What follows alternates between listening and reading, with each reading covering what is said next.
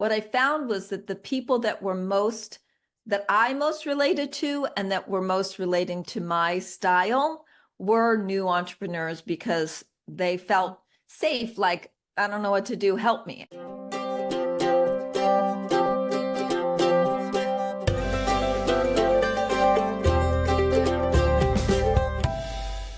Hello, everybody. I'd like to welcome you to my podcast, Renew Motherhood. And this episode is Motherhood Never Ends, and this is beautiful. For this topic, I have got an incredible guest here, Liz Wolfe. And I'd like to hand it over to you, Liz. Please briefly introduce yourself. Who are you? Where are you from?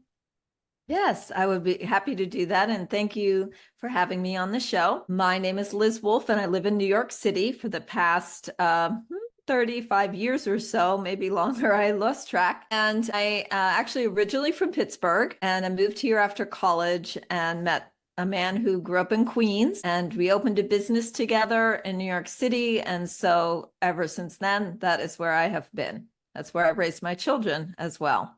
That's great. So when we first talked, you told me that you just, came out, how did you call it? A bluegrass jam. And That's you right. sang there, but this is not the only passion that you have. You have got another topic. You just mentioned it very briefly, very short. So please tell us about your passion. Well, music is a very big passion of mine to begin with. In case listeners aren't aware, bluegrass music is alive and well in New York City, as well as many other parts of the world. So I recently started a new website called bluegrassjamsnearme.com. Oh, wow. And so the idea there is that anybody anywhere in the world can post where there's a jam so that jammers can go find other jammers. But I'm also very passionate about, I happen to play the ukulele, which is not a bluegrass instrument, but carried me through and actually brought me through to learning more about bluegrass because it was a good in. So, and then I'm sure I have other passions as well. Was there another one that we thought of that I didn't say? Well, yes. Let's talk about your entrepreneurship. You started a business with your husband, and I think this is also a kind of passion, right? Absolutely. So I would say at this point, the bluegrass stuff is what I would call my side hustle, but the main way that I spend my life is coaching new entrepreneurs to get started in their business. And I have a business with my husband. He does slightly different things than I do, but my passion is also, and it's similar to what I'm doing in the bluegrass jams, which is that people often come into a new situation feeling disempowered. They don't know if they can do it. They don't know how to do it. And so what I like to do is my niche is really people who are new entrepreneurs who want to start a business. And very often those start as side hustles, and then people come in and say, well, how do I make this into an income so I can quit my job? Which is what a lot of people want to do. So do you also help them to find a topic? Or is this, they come to you with a topic and say, this is what I love to do, but I don't know how to make money with this? Yeah, go ahead. Yeah, how does this work with you if they come to you? Do they have something in mind, or do they have to find something? Are you able to find? Yeah, that's a really great question. Actually, it's a mixture of people. So some people say something like, I have a very happily working with a young man. He's only 18, and he wants to sell kayaks. He lives in Missouri, and he lives on the river. He's got a campsite that his parents own. He knows a lot about kayaks, and that's what he wants to do. He wants to sell kayaks. So he knew that. And so that's been a lot of fun helping him to get started with that. There are other people who come to me and say, I could lead retreats, or I could be a career coach, or I could be a yoga teacher, or they don't know. They have so many different things. Other people say, well, I have a lot of interests. I'm very interested in environmental energy, but I could be a farmer. Like, there's a lot of different things. So what I help people do is to categorize all the things that they could potentially do and rate them based on their values. Based on if money is important to them, they rate it on that. If time freedom, which is a big thing that people value, is important to them, time with their children, different things. So to answer your question, it is a variety, and I sometimes get people started in one direction, and then we see where it takes us from there. Okay. So it may change on the process, on the journey, and everything is okay. That's great. So how did you find this topic of helping others? Have you been stuck yourself? Have you been, yeah, how did you come across this? Yes. Well, Not first of only all, to with your husband, but personally? yes. Well, first of all, I grew up in an entrepreneurial world. I grew up on a sheep farm in Western Pennsylvania, and we didn't think of it as entrepreneurship at the time, but we basically had a cottage industry selling products from the farm. We were often on the news, or people would come to the farm and they would buy sheepskin items and wool, and we would go out to festivals and that sort of thing. So I grew up with that entrepreneurial mindset. And when I came out of college as a photography major, I Oh, well. said, gee, what should I do with my life? I enjoy music. I enjoy photography. I was faced with a lot of the same types of questions that people say, okay, I just did that. Now what? Mm-hmm. Am I going to do? And so what I decided to do was to open a business selling in Connecticut, selling the products that we made on the farm. And I had no idea what I was doing, and I had no money, and my mindset was not there. And basically I opened and then closed this store in the course of 1 year. And then I said, now I really don't know what to do with my life. What am I going to do with my life? And so I came to New York City, and I then became very interested in technology. Through that process, I started to work with my husband. So I have a knack of being able to train people and coach people. And so I understood the technology, and so I could translate that into ways that people understood. And so the business grew out of that. Mm-hmm. However, I have had all of the same frustrations that anyone who has ever tried to start a business has had. Could be marketing, could be finding salespeople, could be feeling rejected, could be procrastination, could be money, could be billing, pricing, all of those things. So I worked through a lot of those issues.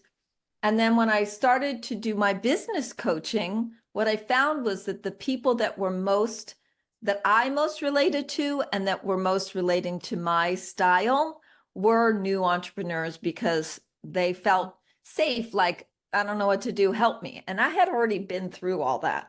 So I was very happy. I'm very happy to help people to find that. Yeah, that sounds very good. But at the same time, you're not only an entrepreneur, you're also a mother of two.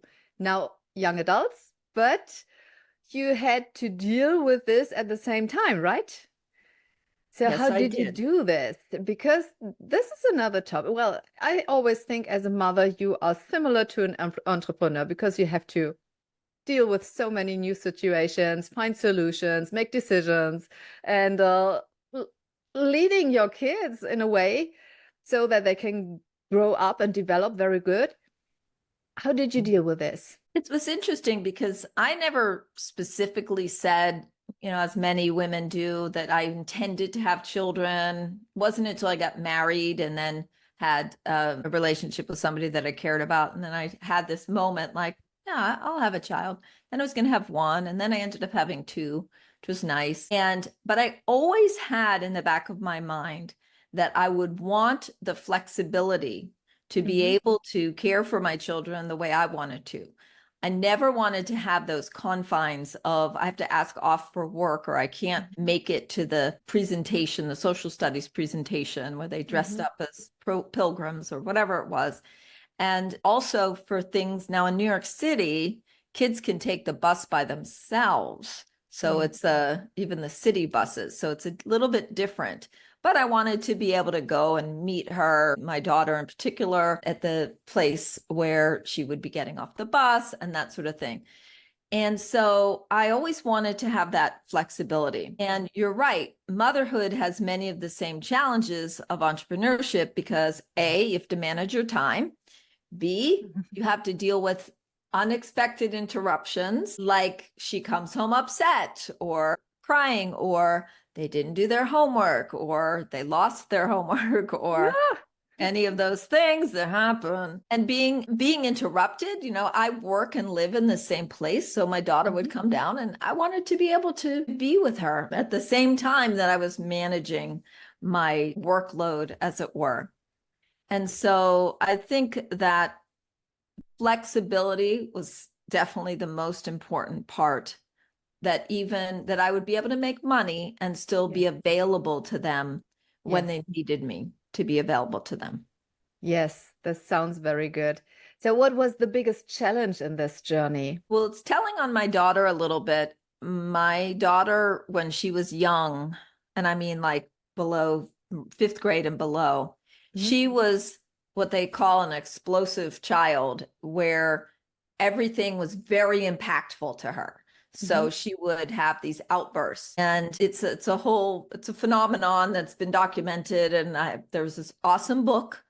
If you have that with your children, it's called The Explosive Child, saved my life. So as an example, we would come home from school. I would go and pick her up from the bus. We just walk up the hill and come to the house.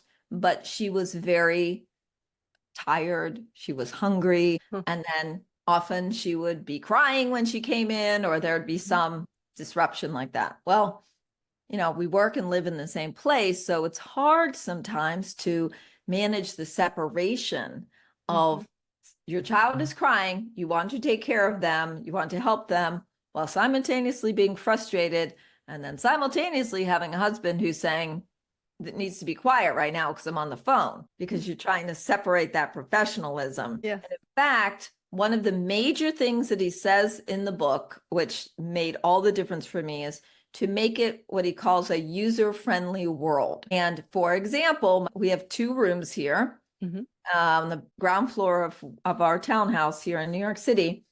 And this room where I'm sitting right now is close to the front door, which is where John would be sitting. And so his office was by the door. So when she would come in crying, he could hear her. So I took control and I said, nope, you have to go into that other office so that I have the opportunity when I come in to calm her and not disturb you. So every place that I could to make things a little bit easier for us. So there were a lot of times that I felt that my business was not just competing with me being a mother, but actually presented additional challenges on me being a mother. Yes, so there is another part of, yes, flexible is good, but in this case might also be a little challenge, because the one thing that you wanted to have is stay at home and be there for your children.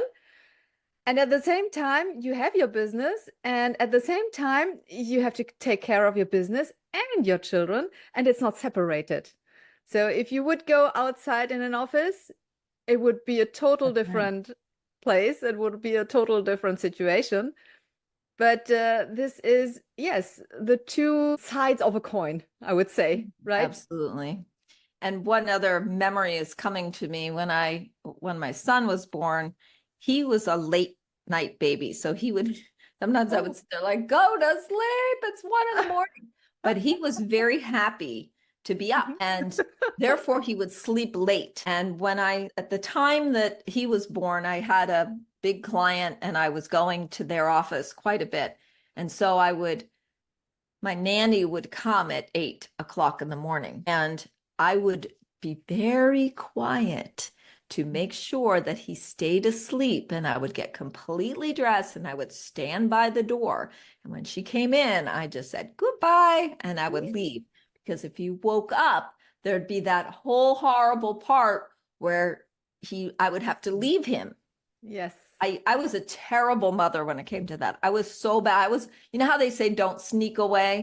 I snuck away all the time. I hated it. I hated the part where he would cling to you and mommy, don't leave. And I just have so many. So I basically leveraged that he would sleep late, because if he woke up and the nanny was there, he would be totally fine. She was fabulous. There was no, nothing. He loved her. So I found that kind of thing. And so when I worked at home, that repeatedly came up, like they came home and we were together, and then I would say, go over here, and then I would come in, and there was that constant part where the separation, I didn't want to leave my child, but they didn't want me to leave them.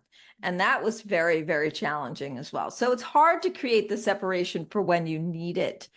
Yes, for sure. Is there a special tip that you could give to other mothers how to go through this?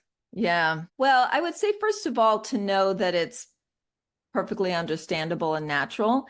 I don't recommend sneaking away, though I did it because, and that's what people, the experts will say, that it's confusing to the child. Well, I always think mothers are the best experts, so leave the expert outside. Well, and when I first had Julian, I had this idea. My friend still teases me about it. I was going to write a book, and the book was going to be called "Some People Say," because some people say sleep with your baby. Some people say don't sleep with your baby. Some people say breastfeed. Some people say it's okay, formula. Some people say solids at 3 months. Some people and I just got all this different information. And I thought, well, maybe a book where they just present all of it and the pluses and minuses of each thing. I never wrote it, but I feel very much like that. So some people say, don't sneak away from your baby. I know for the people that were left with Julian when I snuck away, obviously I didn't leave him by myself. They were like, yeah, he cried for a while. But it was very hard on me. So I would say that the thing that I do subscribe to is that you do have to take care of yourself in those situations. There are times, and I want no guilt. I want no guilt because you want to, I was working. I had a client. I had responsibilities. And so I tried to handle it the best that I could. Your children are fine. They love you, they want you, and they're going to be happy to see you when you come back. Yes. So it's a difficult always, and to handle both, I think, as a mother is just difficult. And it's always your way to go through this. And we are all individuals. And this is what I always would say, you have to find yours. With all those information outside, like you said, like you mentioned, stay at home, no, go work, do this, do that, always the opposite. And there is always an expert explaining why this is the best. No. That's right. Well, so it's all in our intuition, I think. So yeah, and this is true in entrepreneurship also, where there's always somebody that has the answer. And everybody's always looking for the answer. Tell me the way to do it. Yeah. It was so natural to me I was breastfeeding. It was so natural to me to sleep with my baby. I just couldn't imagine not doing it. And no amount of experts were going to be able to tell me how that was better or worse, because it was just my logical brain said, this feels right. This is right. You're happy. He's happy. We all getting sleep. Let's stick with, especially since he didn't want to go to sleep. And absolutely, again, it's the same in entrepreneurship. Like, we're always searching for who has the answer. And that's really the work when I am working with entrepreneurs, is to say, well, what's right for you? What feels right to you? Because let's say, someone out there says social media is the answer to building your whole business. But if you hate social media, you're not going to go on social media and build your business. So there has to be other ways to do it. Right. That's great. I love this. So, but still your children, well, topic is around motherhood, and you still are a mother now from young adults, and this doesn't end. What's happening? Yeah. If they are adults. So you still have your business, but yes, I still have my business. What I love about Zoom, my son lives in California now. He's actually engaged to a wonderful young woman out in California. He's looking for a job, and that is a struggle for young people these days. It's very hard as a mother.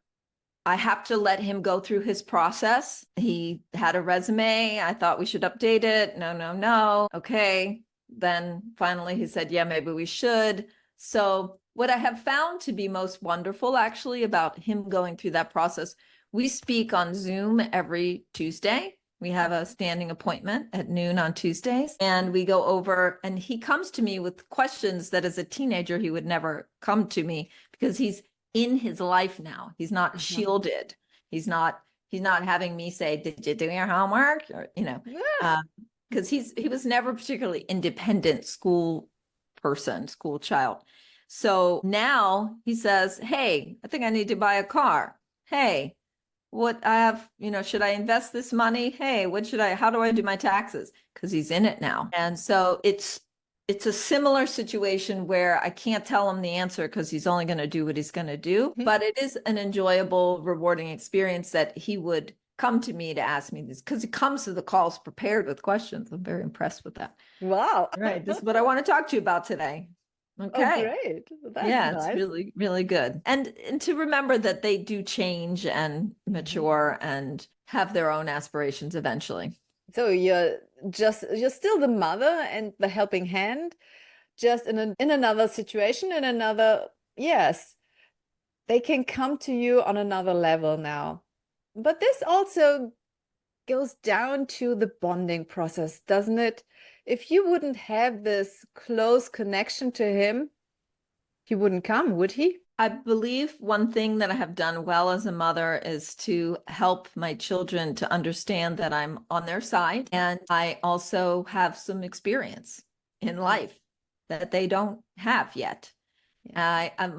When I was a kid, every time I left to go to school, my mother would say, have a good day, get another A.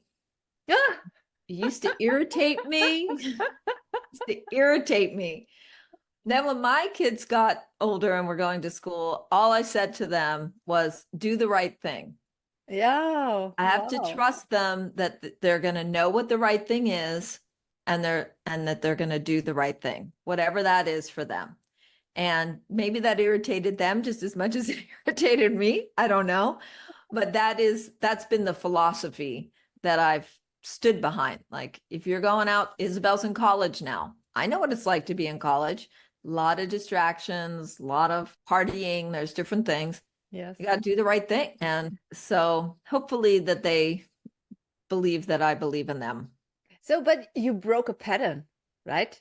How you grow up and you changed it and you said, this, I don't like this. I like to put it in another way, to direct my children to another way, and opened up another opportunity for them. Because changing your words, and I believe that they are so inside of them, because you repeated this again and again. So they know your words, they can hear you, probably your voice talking. Yeah. And yes, and so they can relate to this in another way and always think about this. Okay, what's mine? What's right?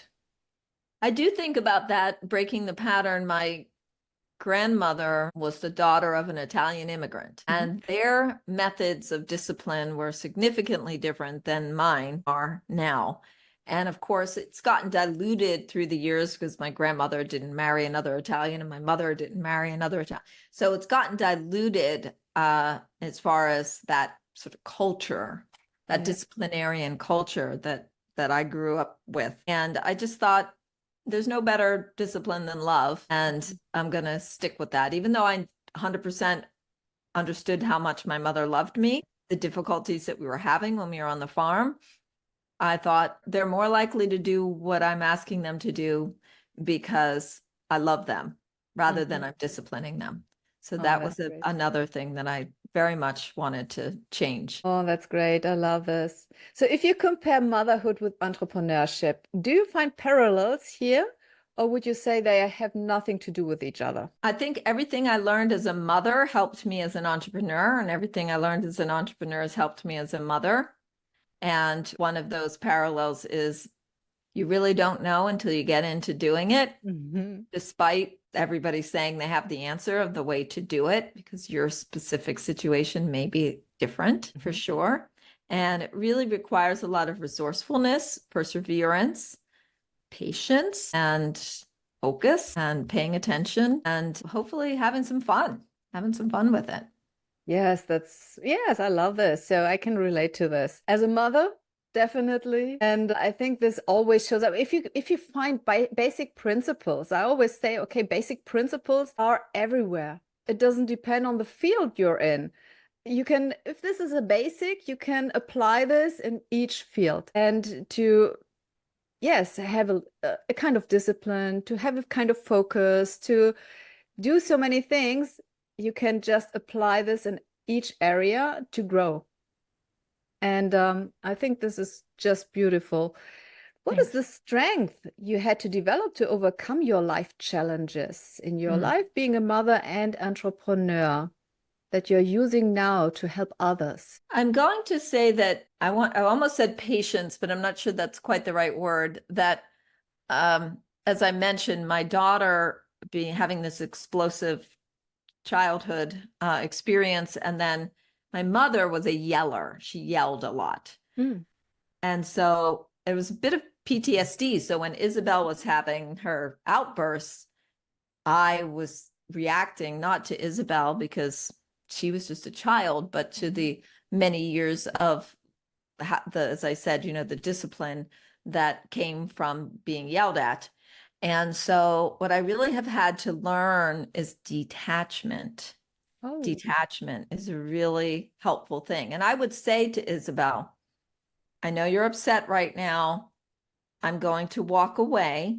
I will be back. I need to disconnect from this experience because what's happening right now is I'm getting upset just because you're yelling, not even because of what she was upset about. And so I had to really get into a detached state where I could just look at the facts. Isabel was opening her mouth and very loud sounds were coming out. And that's all that was happening. I wasn't in trouble. She wasn't a bad kid. hmm, Nothing was wrong. I mean, she felt something was wrong, but nothing was wrong. Her opening her mouth and very loud sounds coming out. And when I was able to detach myself from the emotion yes. of the story I was making up about Hmm. how she was doing the wrong thing, Hmm. it helped me to stay calm in those Oh, that's great. situations. Yes, that really is a strength you can use in your business because you have got a kind of overview about the situation. And even if your clients are struggling, or you don't have to go into this field, into this emotion, so, Mhm. but still can be very clear and make them clear their emotions so that they can see their path, right? Right. Being an entrepreneur is a very emotional roller coaster Hmm. for sure, where there's one day you could get a big sale and be really happy, and the next day be like, oh no, Ned really didn't buy from me after all, or it's a roller coaster. So being able to detach and just allow the experience to be more even, that, good news, perhaps, bad news, perhaps, just allowing it to be Yes. an even experience and detach from it, because yesterday's news is old news. Today's a whole new day. Yes. Start always new with a clean plateau and everything is going up then.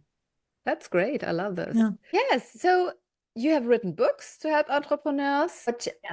can you give some titles? What are they Yes. about? Well, I have they're what are known as short books. One is called Your Business Vision Blueprint. The most important thing you can do for yourself when you're starting a business is understand what your business vision is. Many people are only Mhm. thinking about what they're going to do by next week, not by next year or in 5 years.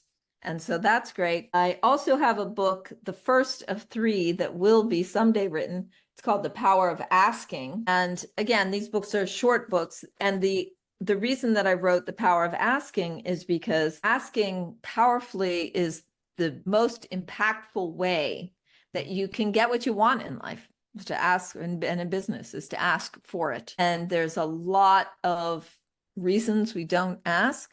There are other things to do also. The other forthcoming books are about giving and about receiving. So it's Mhm. really a cycle of the three of asking, giving, and receiving. So Great. asking doesn't stand on its own, but the power of asking is really about how you can leverage specificity in your asking to get what you want. Oh, yes, this is very important to really to step into this, get into the asking mode. And then, because if you don't ask, you can't get, right? That's right. We Mhm. we spend way too much time assuming people know what we want Ah, and then being frustrated when they don't give it to us. yes. absolutely. That No, happens in relationships a lot. yeah, I was just thinking about my children. Yes.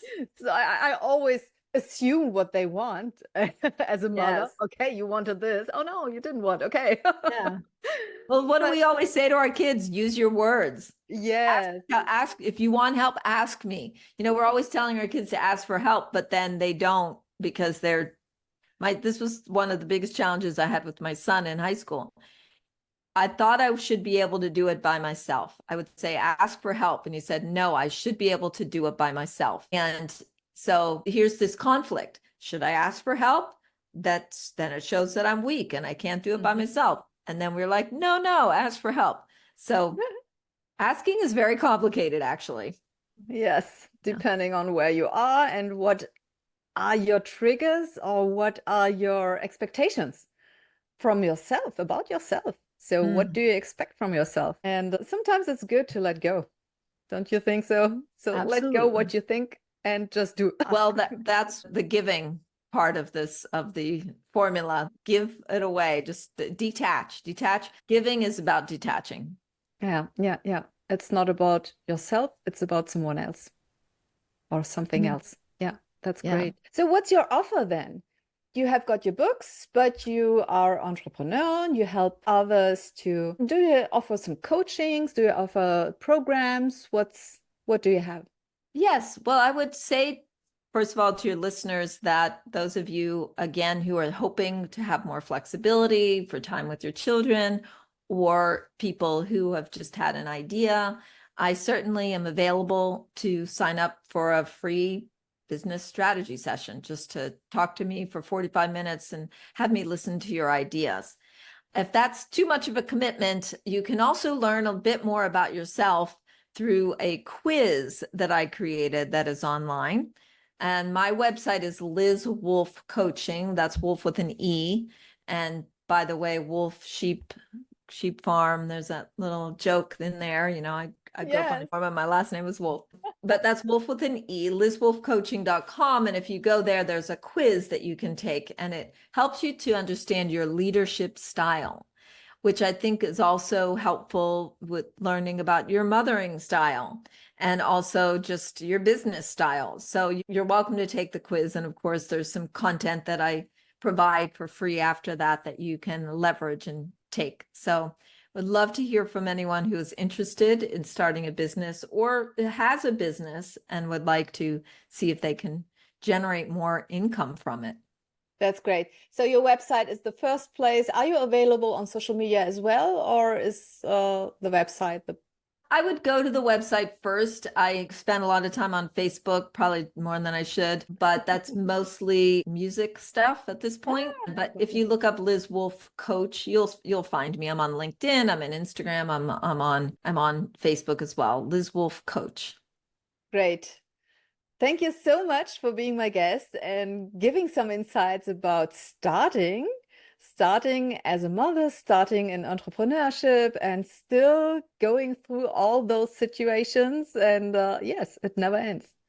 So Yeah, thank you. it was a great conversation. And all the listeners, please stay tuned, subscribe this channel, and let's see you the next time.